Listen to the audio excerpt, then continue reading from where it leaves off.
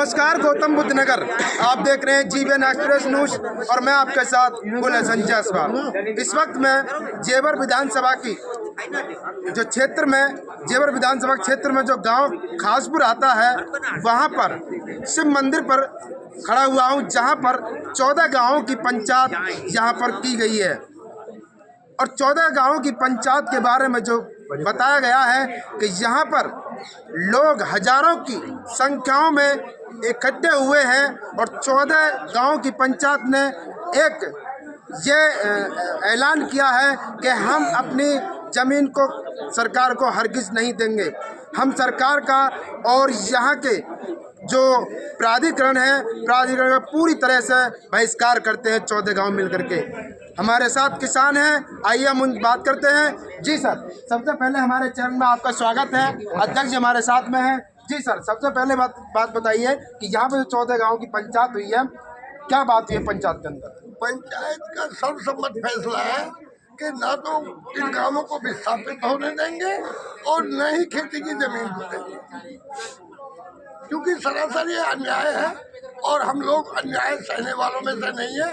पुरजोर विरोध करेंगे, चाहे हमें सुप्रीम कोर्ट तक जाना पड़े। नहीं, 14 गांवों की जो जमीन जारी अधिग्रहण कर रही है सरकार, उसमें एयरपोर्ट आ रहा है, आपके बच्चों को रोजगार मिलेगा। असल में हमारी जो जमीन दी जा रही है वो एयरपोर्ट के लिए नहीं ली जा रही। एयरपोर्ट का जो 3 चीज एयरपोर्ट के फैक्ट्री, एविएशन हब, एयरपोर्ट और एक है तीसरा एरोड्रम, कार्गो। तीनों की पूर्ति हो चुकी है जी।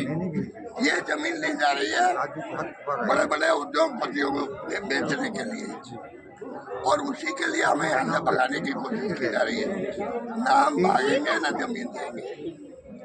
लेकिन किसी तरीका से आपके गांव का विकास होता है, शहरीकरण बनाया जाता है, लेकिन आपके बच्चों को रोजगार मिलेगा एयरपोर्ट के आने की वजह से, तो आप लोग जमीन क्यों नहीं देते? ये रोजगार देने की मुहिम नहीं है, बल्कि बेरोजगार करने की मुहिम है। आप पिछले जो लोग एक्वायरमेंट में चले गए हैं गाँव, आप उनकी दशा देखिए। अगर आप उनकी दशा देख लेंगे, उनको कितना रोजगार मिला, कितना उनका विकास हुआ, तो आप कदापि ये सोच भी नहीं पाएंगे। अधिग्रहण को देख के बहुत दूर भागो। अधिग्रहण जैसी बीमारी जो लोग वो झेल चुके हैं, आप उनसे पूछिए। उनके यहाँ आज ना कोई रोजगार है। 200 किलोमीटर से पहले का आदमी एयरपोर्ट की बाउंड्री में अंदर एंट्री नहीं कर सकता। आप लोकल हो, यही आप पे बहुत बड़ा अवसाप है, आपको भगा दिया जाएगा। लोकल एक दिन वो था यही गांव के लोग जो आज यहाँ प्राधिकरण के अंडर में आ रहे हैं, जो एयरपोर्ट बनाया जा रहा है, इसी गांव के लोग पहले, आपने बात की थी विधायक साहब की, पहले विधायक साहब के साथ सीएम योगी आदित्यनाथ के पास गए थे और इन्हीं किसान गांव के किसानों ने सहमति दी थी अपनी जमीन देने के लिए एयरपोर्ट के लिए। तब कहाँ गए थे आप? उस वक्त जब ये लोग वहाँ गए थे, तब इन गांवों का अधिग्रहण से कोई सरोकार नहीं था। दूर दूर तक इन गांवों का अधिग्रहण के लिए नाम भी नहीं था। वो फर्स्ट फेज की बात थी। और जैसा कि हमारे प्रधान जी ने आपको अभी अवगत कराया इस पंचायत में, कि उन्हें केवल वो तो इस उद्देश्य से गए थे कि भाई उनका प्रधानी का पीरियड आगे एक्सटेंड हो जाए। जो 2.5 साल पे ख़त्म हो गया, तो वो ये था कि उनका पूरा कार्यकाल 5 वर्ष का कर दिया जाए। अब वहाँ जाके उन बेचारों को ये भी नहीं पता था कि क्या होना है। वो तो आपको पंचायत में उन्होंने खुद बता दिया। देवेंद्र, क्या वो किसान नहीं थे कि 14 गांव के माध्यम थोड़ा भी सीएम योगी आदित्यनाथ के ऑफिस में गए थे? क्या वो किसान नहीं लोग जो गए? नहीं, उन गांवों के नहीं थे जिनका अधिग्रहण हो रहा था। जिन गांवों के प्रधान थे उनका अधिग्रहण नहीं हो रहा था। किसान भी गए थे उसमें। किसान गए होंगे, लेकिन के लिए जैसा हम तैयार हैं एयरपोर्ट के लिए, जैसा प्रधान जी ने बताया कि हमारे साथ ये प्रधान गए थे, तो उन गांवों का तो कोई अधिग्रहण का वहाँ नंबर भी नहीं था उस टाइम। अधिग्रहण दूसरे गांवों का हो रहा था, प्रधान दूसरे गांव, जैसा उन्होंने बताया। 14 गांव वाले नहीं थे जो आज जो 14 गांव की बात हो रही है, ये नहीं थे उस वक्त। वो गांव थे जो पहला चरण जा चुका है, उन गांव के प्रधान थे। अच्छा सर, 14 गांव क्या चाहते हैं आप? 14 गांव तो अब विस्थापन नहीं चाहते, क्योंकि जहाँ तक विकास की बात थी, एयरपोर्ट से विकास आएगा, तो विकास के लिए पर्याप्त जमीन मिल चुकी है। ये तो भूमि जो लैंड है, उसे लैंड बैंक बनाने के नाम पे ये भूमि अधिग्रहण का जो चल रहा है, ये जो आगे आने वाली वो जो चीज़ें हैं ना, वो बहुत समझने की है। सरकार जो साजिश कर रही है, ना कि सरकार किसानों का समाधान कर रही है। उसे साजिश के तहत भूमि को लेना चाह रही है। ये 41 तक का जो प्लान था वो आज ही जो धनाढ्य लोग हैं उन्हें जो भूमि अर्जित करके देना चाह रही है अपने माध्यम से। हम नहीं देंगे इस तरह, हम खुद भी तो उन लोगों को डायरेक्ट दे सकते हैं। तो क्या 14 गांव जो है, जो यहाँ पे जो किसानों की जमीन जाएगी, 14 गांव मिलकर के ही सारे बहिष्कार करते हैं? 14 गांव का सर्व समाज इस प्रोजेक्ट को बनाने के लिए कभी भी मना नहीं करता। हम अपना विकास चाहते हैं, ना कि विनाश चाहते हैं। जो एयरपोर्ट को ज़मीन की रिक्वायरमेंट थी वो सरकार के द्वारा पूर्ति हो चुकी है। अब इन 14 गांवों को तो एक्स्ट्रा में लैंड बैंक बनाने के लिए सरकार चाहती है कि कम पैसे में ज़्यादा से ज़्यादा ज़मीन को एक्वायर किया जाए और आने वाले कल में कारपोरेट जगत को इंडस्ट्रियल उसमें, क्योंकि हम लोग इंडस्ट्रियल उसमें आते हैं, ना कि हम जो है एयरपोर्ट के उसमें आते हैं। एयरपोर्ट के लिए सरकार की जो भूमि अधिग्रहण नियम था उसमें ज़मीन की रिक्वायरमेंट पूरी हो चुकी है और सरकार जो है आने वाले कल के लिए 3 अथॉरिटियों को चला रही है सरकार। उस अथॉरिटी के पास में और कोई काम नहीं होगा। अथॉरिटियाँ केवल और केवल प्रॉपर्टी डीलिंग का काम करती हैं और उन्हें ये पता है कि आने वाले कल में आने वाला किसान बहुत जागरूक हो जाएगा और किसी भी कीमत पे अपनी ज़मीन नहीं देगा।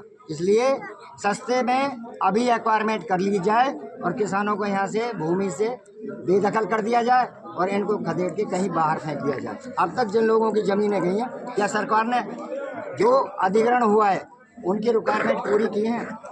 यहाँ पे जो पंचायत हुई है, अब क्या निर्णय निकला? जोड़े देखो, पंचायत के निर्णय और हमारे गांव के निर्णय बिल्कुल पहले दिन से क्लियर है कि हम सारे बच्चे जो हमारी नई पीढ़ी है, नौजवान बच्चे हैं, उन्होंने पूरे गांव में भ्रमण किया एक एक घर में और सबको इसके फायदे और नुकसान दोनों चीज़ें समझाई हैं। तो उसके बाद हमारा पूरा गाँव एकजुट है और हम अपनी लड़ाई एंड तक लड़ेंगे। किसी कीमत पे पीछे हटने वाले नहीं है, ना अपना गाँव देंगे और ना अपने खेत देंगे। अब सरकार इसको जिस मर्जी भाषा में समझे। तो क्या आपके ना गांव देंगे, ना खेत देंगे, ना घर देंगे, तो क्या आपकी कोई डिमांड है? अगर सरकार आपके खेतों को लेती है, जमीनों को अधिग्रहण करती है, तो क्या उसके बदले में कोई डिमांड है? कितना चाहिए? ना कुछ लेना ना कुछ देना। जब जमीन देनी नहीं, घर देना, बहिष्कार करते हो, देना कुछ नहीं देना। जैसे हम हैं ऐसे इस ठीक है। मिट्टी में, वैसे ही हम रहना पसंद करेंगे। इस मिट्टी से हमारी बहुत यादें जुड़ी हुई है, हमारे बड़े बूढ़े की सबकी, हमारे बड़े बूढ़े मतलब डेवलपमेंट नहीं चाहते हो? नहीं, हमें किसी विकास की जरूरत नहीं है। हमारा तो विकास पहले ही है। हम तो बहुत बढ़िया है, बहुत खुश है। आगे हमारे बच्चों का भविष्य खराब होने जा रहा है। बच्चों के आगे की तरक्की के लिए नहीं चाहते हो कि जमीन अधिग्रहण हो?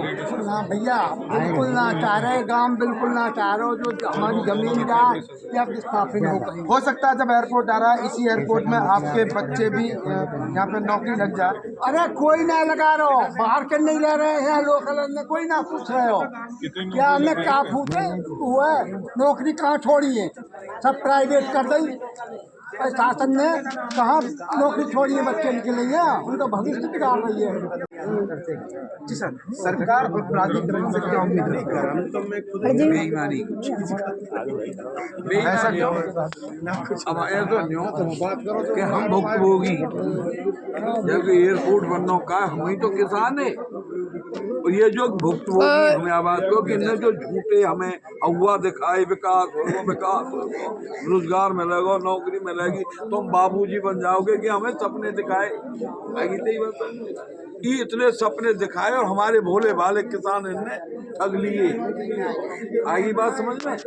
लेकिन इनके वह सब सपने ने दिखा के तो वहाँ में हेलीकॉप्टर में घूमो, कहना है हवाई चप्पल मारो बैठे हो और ना बैठो जा रहो रेल के किराए दे के। आगे तो ये बात समझ में? इसका मतलब ये हुआ कि आप जैसे हो जैसे सुन तो ले पहले। और इनके झूठे इन सपने ने सरकार के और जो बहका में बड़े बड़े लॉलीपॉप दे, कहा के अंग्रेजी में जाए लॉलीपॉप, बड़े बड़े लॉलीपॉप दे हमें आगे दे रही है। अरे प्राधिकरण और सरकार दोनों मिलके। और बताऊं तो एक उदाहरण दे करूँ, वो तो लंबो है, कहीं ना फिर तो नांगो कि दो ठगनी एक है और इनको मिल गो हेला और ऐसो ही गुरु और ऐसो ही चेला। ये दो तो हैं ठग, शासन और प्रशासन, और ठग नहीं है अथॉरिटी। आगे बात यही समझ में, ये दो ठग हैं और ठग नहीं है अथॉरिटी रास्ता दे दे और जड़ बेईमानी कर ले। इनकी नीयत है जमीन हड़पने की, और अब हमें पता लग गई, अब हमें सुनो किसान ने, वो भी किसान है जिन्हें जमीन दी जो लुटे, अब हमें, क्योंकि हम में थे SDM भी है, DM भी है, आई कलेक्टर भी है, हम में थे किसानन के ही है, इन गाँव में दो तो शाहरोल के ही है, एक दो DM एक IPS हम में, फौजी हम में, मास्टर हम में, और उधर थोरम पंचायत होगी, थोरम डॉक्टर इतने घर घर, हम बड़े काबिल हैं, हमें लग गई पतो इन बेईमानन की। और अब जब हम पैसे मांगे और हम देना रहे टुल्लू, हम ना दे रहे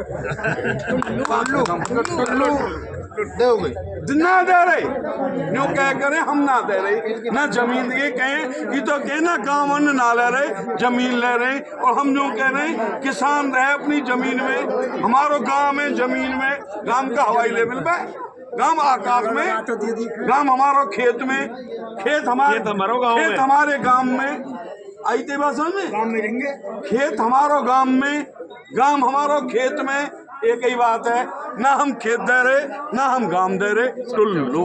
इसमें क्या कहना चाहोगे? देखिए, आपको भी पता है हमारा एक जो जिला नोएडा है, ठग वाली बात, ये 14 गाँव की बात को कहना नहीं, ये 14 गाँव के लिए नहीं है, ये एक्चुअल में गवर्नमेंट और अथॉरिटियों का है। हमारे इस जिले में 3 अथॉरिटी बैठी है, नोएडा प्राधिकरण, ग्रेटर नोएडा प्राधिकरण, और तीसरा सबसे बड़ा ठग ले आए हैं ये। जैसे कि आप 14 गाँव का यह कहना है कि यह शासन प्रशासन और प्राधिकरण ये ठग है। वही तो मैं बता रहा हूँ, हमारे एक जिले में, गौतम बुद्ध नगर जिले में 3 अथॉरिटी हैं ठगने के लिए, नोएडा प्राधिकरण, ग्रेटर नोएडा प्राधिकरण और यमुना अथॉरिटी। यमुना अथॉरिटी तो 4-5 डिस्ट्रिक्ट में है साहब, और अभी तो ये 14 गांव के किसान लड़ रहे हैं। देखना आप भी यही हैं, हम भी यही हैं। अगर इनका बस चल गया तो यहाँ से आगरा तक ये सारे जो जितने भी 1100 गांव लगते हैं इस अथॉरिटी में, इस सारे 1100 गांव की जमीन को हड़प लेंगे। ये वो अजगर है जो धीमे धीमे निकल रहा है, ये सारी जमीन निकल लेंगे, ये हमारी कृषि भूमि छोड़ेंगे नहीं।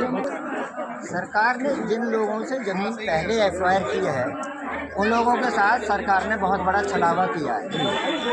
उन लोगों को सब्जी बात कुछ दिखाए गए थे, लेकिन उनके हालात जो है बद से बेहतर हो गए। वो लोग पहले ज़्यादा सुखी थे जब वो अपने घरों में रह रहे थे, गाँव में रह रहे थे, पशुपालन करते थे। खाली खेती से ही हमारा मकसद नहीं है, हमारी मुख्य आजीविका जो है खेती के साथ साथ में पशुपालन, जिसके द्वारा जो है डेयरी उद्योग।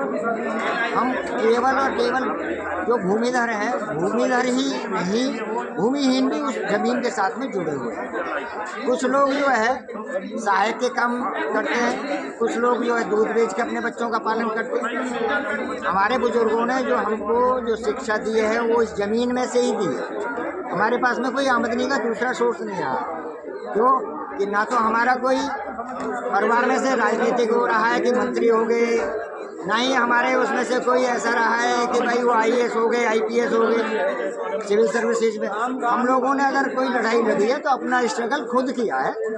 हमारे साथ में हमें सरकार का कोई कैसा भी सहयोग ऐसा नहीं मिला है जिससे हमारा विकास हुआ।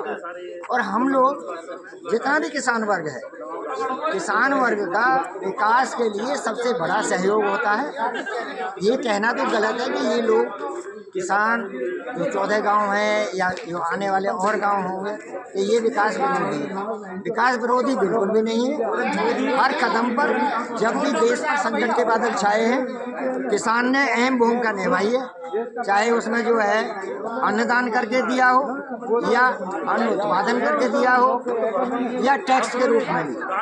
तो देखिए, यहाँ पर किसानों के साथ में जो 14 गाँव की पंचायत हुई थी, 14 गाँव के किसान यहाँ पे इकट्ठे हुए थे। जो भी बातें यहाँ पे हुई हैं, सभी से हमारी बातें हुई हैं और सभी ने यहाँ बताया है कि अपनी ज़मीन को 14 गाँव मिल करके बहिष्कार करते हैं कि अपनी ज़मीन को हम किसी भी मूल रूप से, किसी भी हद तक, किसी भी सीमा तक नहीं देंगे। तो बने रहिए जीवन एक्सप्रेस न्यूज़ के साथ में। लाइक करें, कमेंट करें, शेयर करें। मैं आपके साथ गुलेशन जायसवाल, नोएडा। के साथ 3 साल उम्र बढ़ा दो।